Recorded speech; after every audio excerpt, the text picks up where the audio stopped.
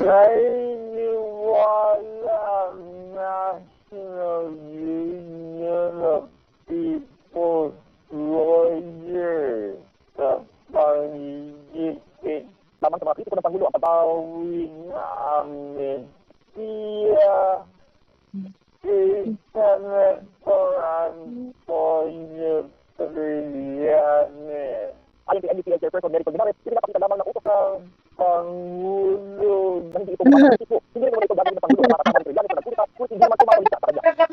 This is a really major for me say the President Duterte kasi it only further shows na ang gobyernong ito hindi mo pwedeng i-decide otherwise gagamitan ka ng presidential powers para maharas ka, ma-detain ka, makasuhan ka, ma-arresto ka. Gayun man naniniwala si Colmenares na hindi mapapatahimik ng pagbawi ng amnestiya kay Trillanes ang oposisyon at mga aktivista na ipahayag ang mga saloobin laban sa Duterte administration. ito ay Patrol 41, Jeffrey Hernandez, ABS-CBN News, December.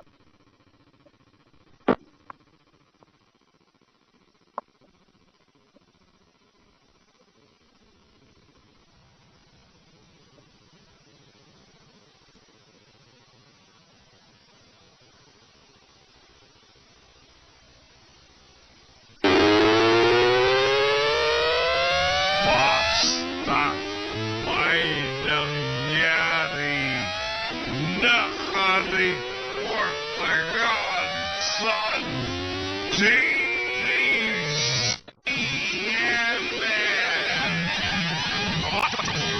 sa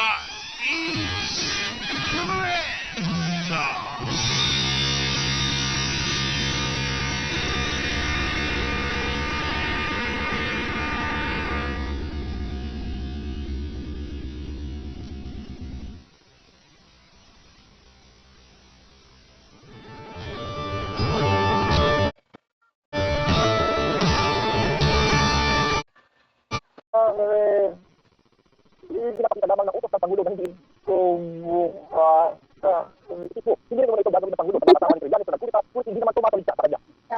This is a really major for me mistake ni President Duterte kasi it only further shows na ang gobyernong ito hindi mo pwedeng i-decide otherwise gagamitan ka ng presidential powers para maharas ka, ma-detain ka, makasuhan ka, ma-arresto ka.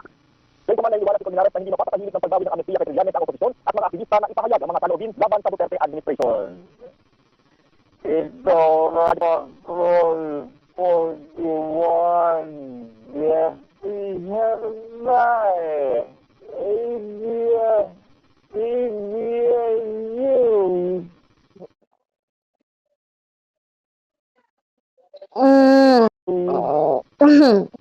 December.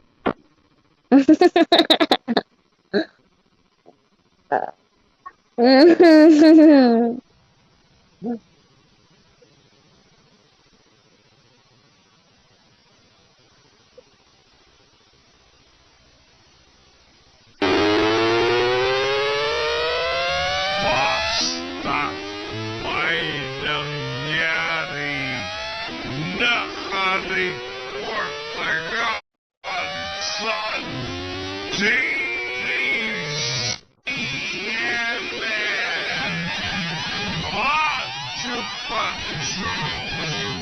sa